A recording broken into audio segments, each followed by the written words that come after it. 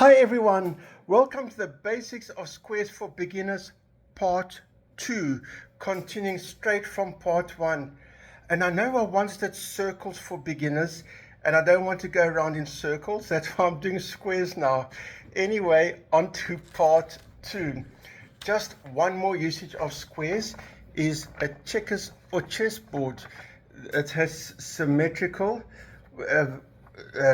layout. That makes it easier for strategy in a game. That's just one more usage of squares. Oh, on the topic of chess, the 3 chess players up there. Who knows who those chess players are? In floor tiles or wall tiles, they often use squares. They have one advantage. With rectangles, you have to align it correctly, and it's not always that easy to arrange the alignments so that it fits in nicely, whereas with squares the job is much easier for aligning it. It makes the job easier, and for that reason it often leads to less waste. And of course, is it pleasing for the eye to look at? That's subjective. Some people might prefer one and some might prefer it the other way. And also beams in construction can often be squares. There can be many reasons. Sometimes you need the weight equally distributed on all sides. Sometimes, let's say pillar, arguably it looks better for the eye. And sometimes one big advantage, if you're making holes or spaces for the beams to fit into, if they all take on a square shape, it's the same openings and holes and whatever you attach it to each time. If it's a more rectangular shape, or it has sometimes have an eye shape like a capital I, you have to worry about how to orientate the holes or whatever. Whereas if it's a square, it's the same either way. It makes it easier. And of course, I'm not saying to you therefore beams should always be square. There's advantages to each and every situation. I'm just giving examples where you would prefer a square beam. And in talk about construction, even historically, squares have been many times in history. I mean, I could do a whole YouTube just on that. Just one example, the Great Pyramid of Giza. Its base is a perfect square. There it is.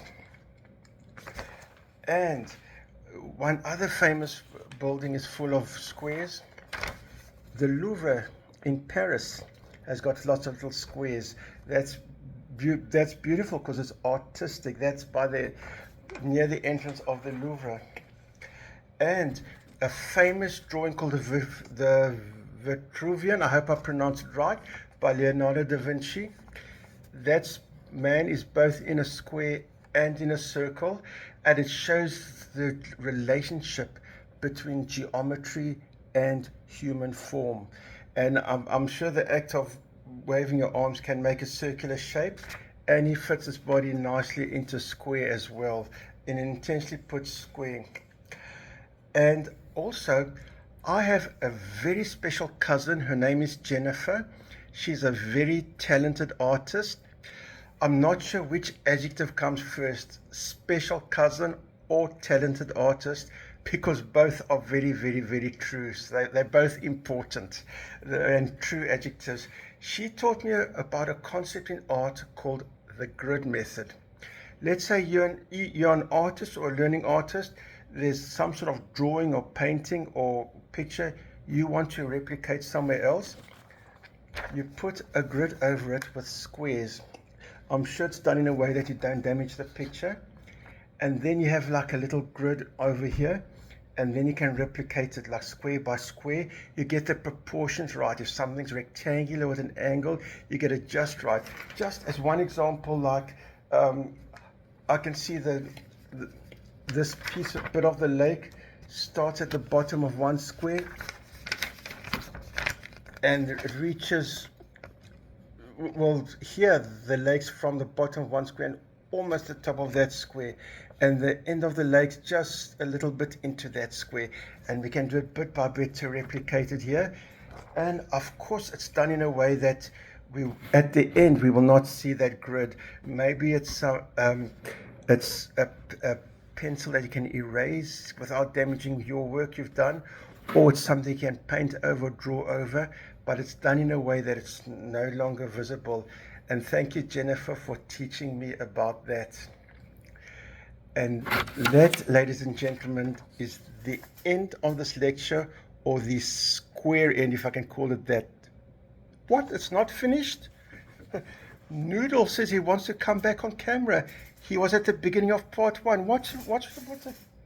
Noodle says he wants to hold up a sign for all the viewers. I don't know what the sign is, but I trust Noodles. If it's from Noodles, it can only be something nice. So with full trust, Noodles is coming back on camera, and I'm not going to look. Noodles said he doesn't want me to look. It's something for the viewers. Okay, Noodles, you hold this up for the viewers to watch.